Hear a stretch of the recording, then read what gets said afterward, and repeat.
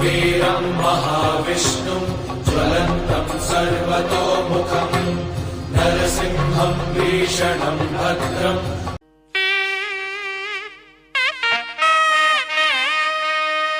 யாமறிந்த குடும்ப நண்பர்கள் அனைவருக்கும் வணக்கம்.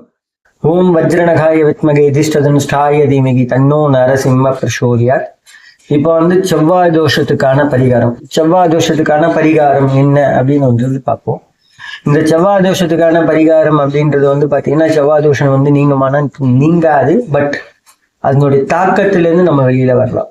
நம்மளுக்கு ஏற்பட்டிருக்க எந்த ஒரு தோஷ நிவர்த்தின்னு தோஷம் இதோட இதுவாயிடும். நீங்க அங்க போய் பண்ணிட்டீங்கன்னா தோஷம் நிவர்த்தி ஆகாது. தோஷம் நம்மளுக்கு அந்த பரிகாரம் செய்யும் போது அவங்களோட அந்த தாக்கங்கள் கம்மியாகும்.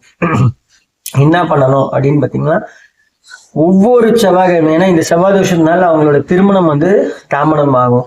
ரெண்டாவது என்ன நடக்கும், செவ்வாய் தோஷம் உள்ளவங்க செவ்வாய் தோஷம் வச்சவங்களை தான் கல்யாணம் பண்ணிக்கணும்ன்ற மாதிரிலாம் சொல்லுவாங்க. இதெல்லாம் ஒண்ணும் இல்லை.